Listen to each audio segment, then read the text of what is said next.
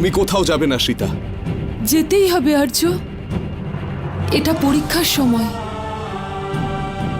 কিসের পরীক্ষা সীতা?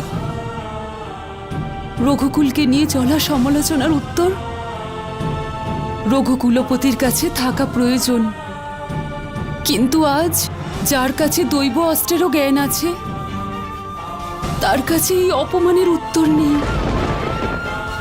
নিজের রামকে এত অসহায় আর নিরুপায় এই সীতা কিছুতেই দেখতে পারবে না আর্য।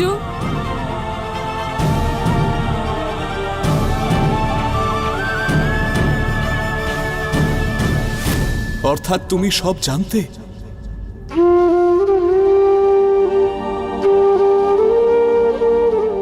আপনার মন যে আমি বুঝতে পারি। দোষ প্রজাদের ভাবনার মধ্যে সীতা। ওই ভাবনাই তো বদলাতে হবে আর্য। প্রশ্ন একটি নারীর নয়, প্রশ্ন হলো নারী জাতির, যার সঙ্গে সমগ্র মানব জাতির অস্তিত্ব জড়িয়ে আছে।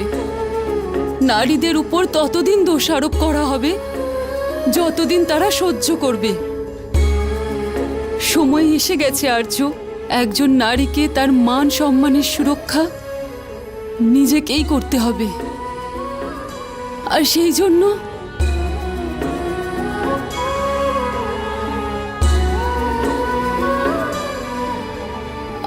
জন্য আমি এই অযোধ্যা ছেড়ে ততদিন বনবাসে থাকব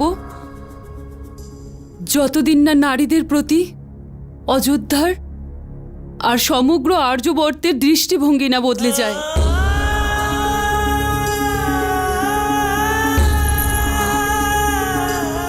আমাদের সন্তান এই সংসারে আসতে চলেছে সীতা, আর এই সময় তোমার সব থেকে বেশি দরকার আমাকে।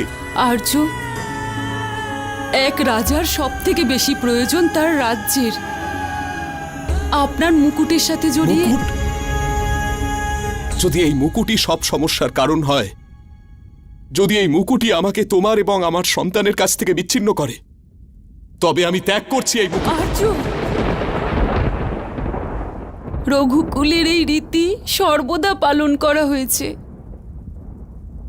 প্রাণ চলে গেলেও প্রতিশ্রুতি যেন না ভঙ্গ হয়। প্রতিশ্রুতি স্মরণ করুন আর্য, যা আপনি এই মুকুট ধারণ করার সময় নিয়েছিলেন। আমি সূর্যবংশীয় দশরথ পুত্র রাম এই শপথ গ্রহণ করছি যে আমার প্রতিটি নির্ণয়, প্রতিটি ভাবনা আর প্রতিটি সম্পর্কের থেকে বড় হবে আমার কর্ম, আমার বংশের মর্যাদার অনুকূলে হবে। যে এই মুকুট ধারণ করার পরে আমার জীবন, আমার প্রজা এবং তাদের ভালোর জন্য উৎসর্গ করছি। रघुकुल रीत सदा चली आई, प्राण जाए पर वचन न जाए। কিন্তু কথা তো আমি তোমাকেও দিয়েছিলাম সীতা, যে সর্বদা তোমার রক্ষা করব, সব সময় তোমার সঙ্গে থাকব। চিন্তা করবেন না আর্য, আমার বনবাস কাটানোর অভ্যাস আছে। তখন আমি তোমার সঙ্গে ছিলাম সীতা, আর এখন তুমি একা।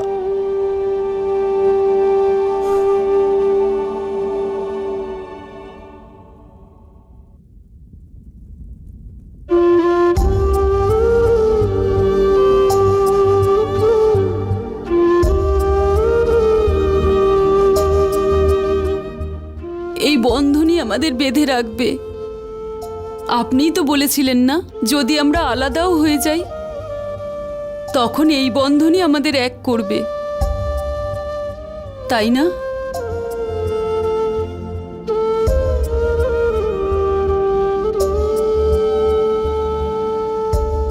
অনুমতি দিন। এই সিদ্ধান্তটা তোমার, আর আমার কাছে অনুমতি চাইছো? সিদ্ধান্ত একজন নারী নিয়েছে, অনুমতি একজন স্ত্রী চাইছে। এই সিদ্ধান্ত আমি এই সমাজকে একটা নতুন আলো দেখানোর জন্য নিয়েছি। একজন স্ত্রীর চরিত্রের লক্ষণ রেখা কেবল ঘরের চৌকাঠ অবধি সীমিত নয়। একজন রানীকে তার অধিকার ত্যাগ করতে হবে, যাতে নারী জাতি তার সম্মান আর অধিকার ফিরে পায়। আমার মুখ দেখে আপনি তো আমার মনের কথা বুঝতে পারেন। আপনি জানেন এই যাত্রা আপনার সহযোগিতা আর আশীর্বাদ ছাড়া সম্ভব নয়। এখনো অনুমতি দেবেন না?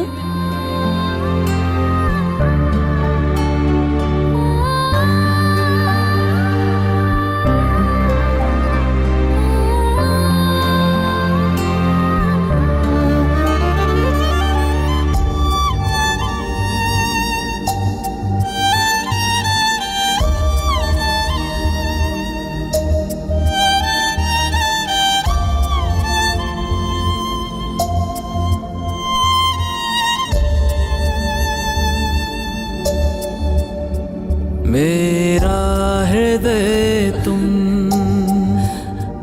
ओ श्वास तुम ही रहती सदा हो मेरे पास तुम ही अर्धांग मेरे आराध्य तुम हो सिंदूर तुम ही सौभाग्य तुम हो क्षण भर भी तुमसे दूर हो जाऊं समय न बीते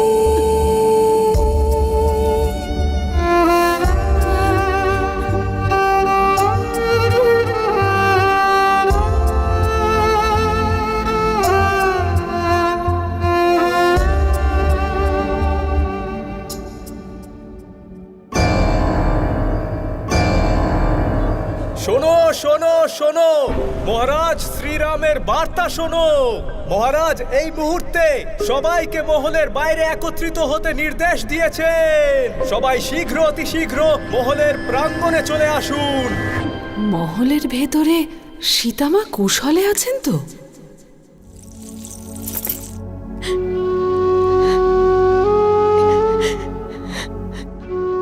তোমাকে দুর্বল নয়,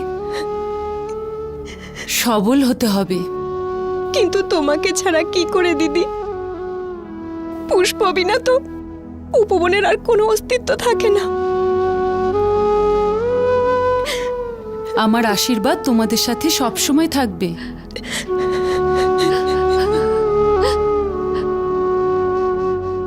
এই সংসার এবার তোমাদেরকে সামলাতে হবে।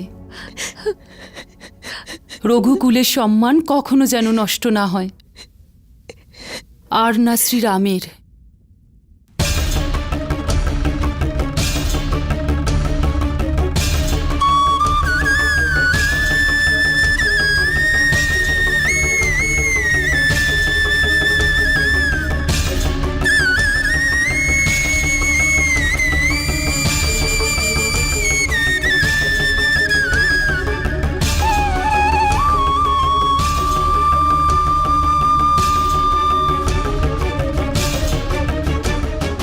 ভরত,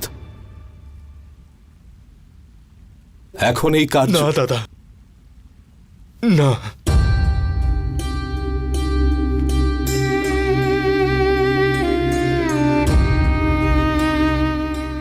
রাজাজ্ঞার পালন না করার জন্যে আপনি চাইলে আমার শিরচ্ছেদ করতে পারেন, কিন্তু এই পাপ কার্য আমার দ্বারা সম্ভব না।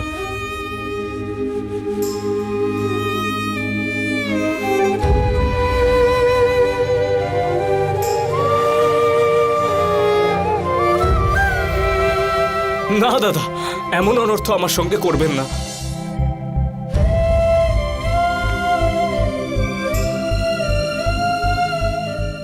এমন শাস্তি তো শত্রুঘ্ন নিজের শত্রুকেও দিতে পারবে না। দাদা, এটা আমি করতে পারবো না।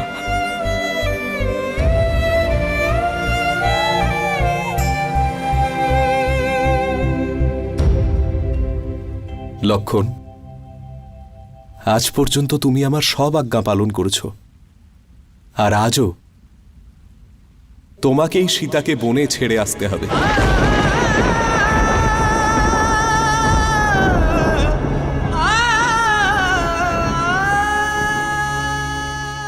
এই সংসারে আপনার থেকে বড় আমার কাছে আর কেউ নয় দাদা, আর না কেউ কখনো হবে।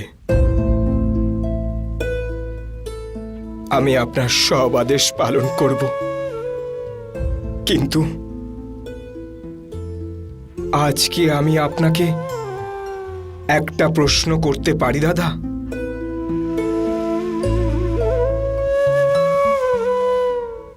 এই সময় যে আমার সাথে কথা বলছে, তিনি কি এক অসহায় অযোধ্যাপতি,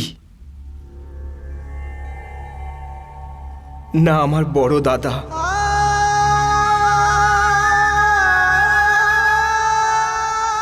যখন সম্পর্কের কথা হয় তখন রাজা হোক বা ব্যক্তি, দুজনেই বাধ্য হয় লক্ষণ। আমি মানতে পারছি না দাদা, লক্ষণের বড় দাদা রাম কখনো অসহায় হতে পারে না। আপনি তো তখনও অসহায় ছিলেন না দাদা, যখন পিতার একটা প্রতিশ্রুতি পালনের জন্য আপনি 14 বছরের জন্য বনবাসে গিয়েছিলেন। তাহলে এখন মাতা সীতার অগ্নি পরীক্ষা দেওয়ার পরেও আরো একটা পরীক্ষা দেওয়ার জন্য এত অসহায় কেন আপনি?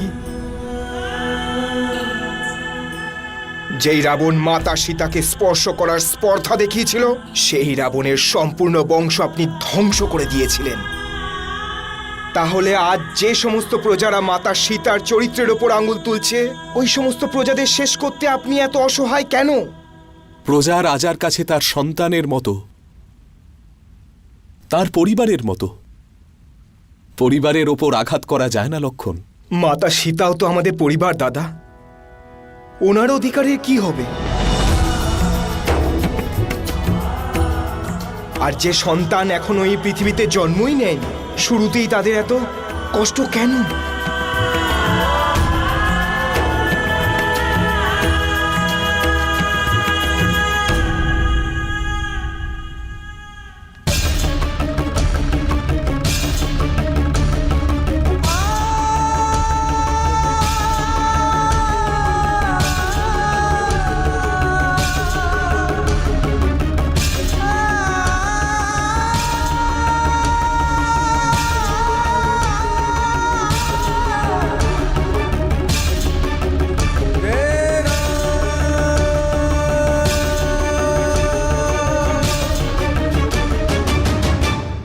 রাজা রাম কোনো প্রশ্নের উত্তর দিতেই বাধ্য নয়।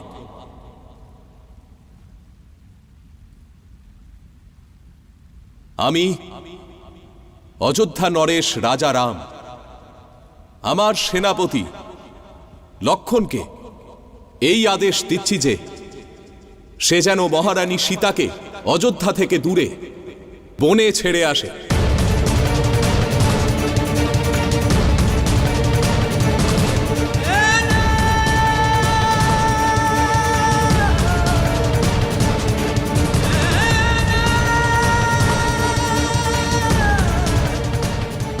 প্রশ্ন একজন ভাই জিজ্ঞাসা করেছিল,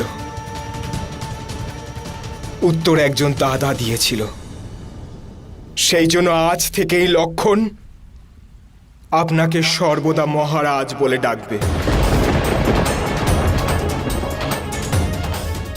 ক্ষমা চাইছি মহারাজ, যে রাবণকে আপনি বিনাশ করেছিলেন, আজ স্বয়ং আপনি তাকে সঞ্জীবনী দিয়েছেন। যে রাবণ জীবিত অবস্থায় রাম সীতাকে আলাদা করতে পারেনি, মৃত্যুর পরে আপনাদের দুজনের সম্পর্কের মধ্যে ভাঙন ধরিয়ে দিয়েছে মহারাজ। আপনার এই আদেশ পালন হবে মহারাজ, কিন্তু আপনার সেনাপতি হওয়ার দরুন আপনার সিদ্ধান্তে কি পরিণতি হতে পারে সেই সম্পর্কে আপনাকে অবগত করে দিতে চাই। যেদিন আপনার সন্তানরা আপনার এই সিদ্ধান্তের কথা জানতে পারবে, সেদিন ওদের কাছে আপনার জন্য ঘৃণা আর অবিশ্বাস ছাড়া কিছুই থাকবে না।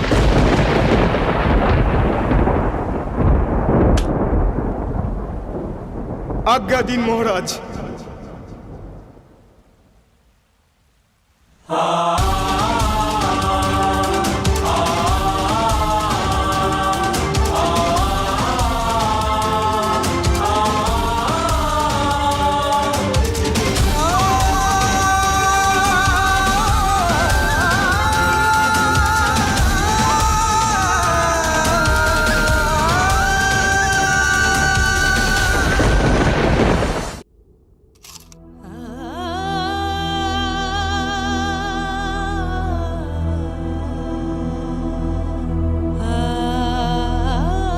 দিদি, স্ত্রীদের ওপর অন্যায় কবে বন্ধ হবে?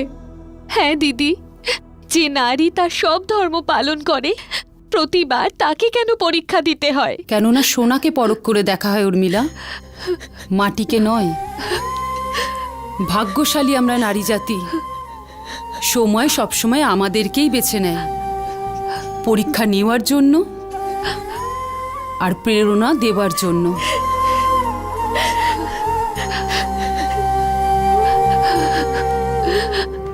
দেখো, তোমরা আমার বোন, কোনোদিন ভেঙে পড়ো না।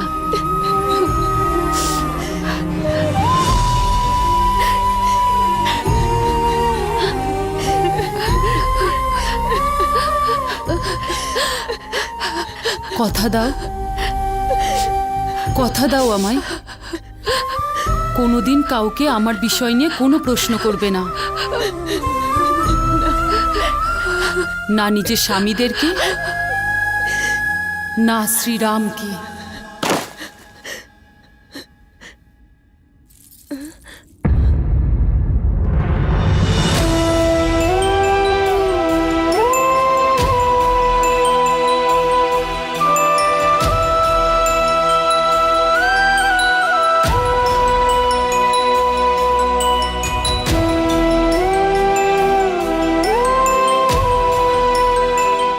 না মাতা, কিভাবে থাকবেন আপনি বনবাসে? কিভাবে ওরা বড় হবে? আপনার সেবার জন্য আমাকে নিয়ে চলুন মাতা। ভুলে যাচ্ছ হনুমান, সর্বদা অন্য কাউকে সেবা করার প্রতিজ্ঞা তুমি করেছ।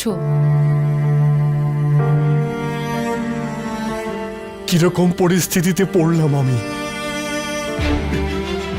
আপনি আপনি এত নিষ্ঠুর হবেন না। আপনাকে ছাড়া এই অযোধ্যা আর অযোধ্যা থাকবে না।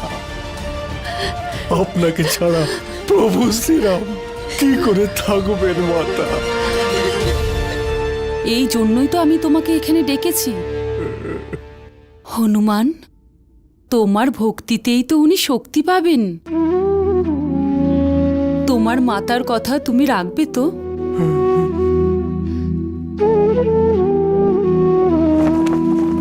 তাহলে দেখো এই প্রাসাদের শীর্ষে রঘুকুলের ধ্বজা কিভাবে উড়ছে।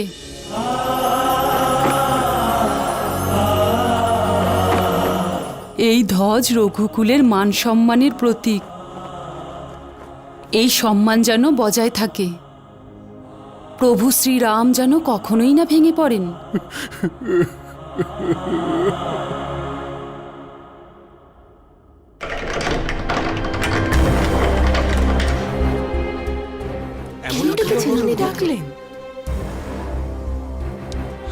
হঠাৎ রাজানন্দ সবাইকে এভাবে ডেকে পাঠালেন।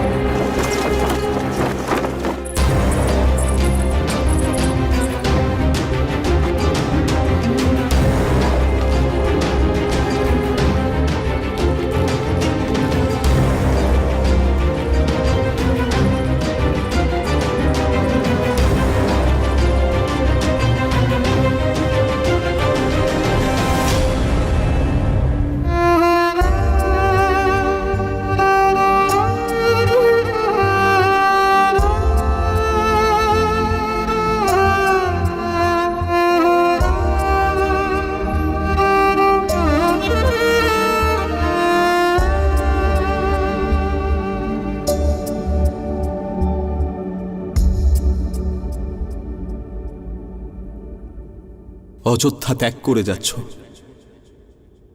আর সাজসজ্জাও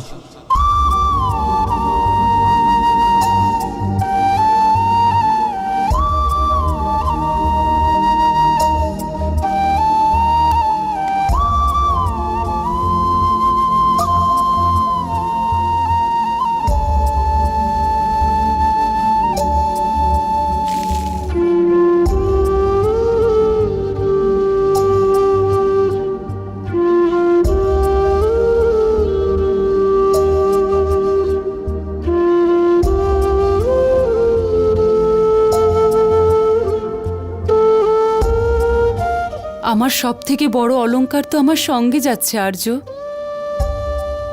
আপনার নাম জুড়ে আছে এর সাথে, এর থেকে মূল্যবান আর কিছু হতে পারে না।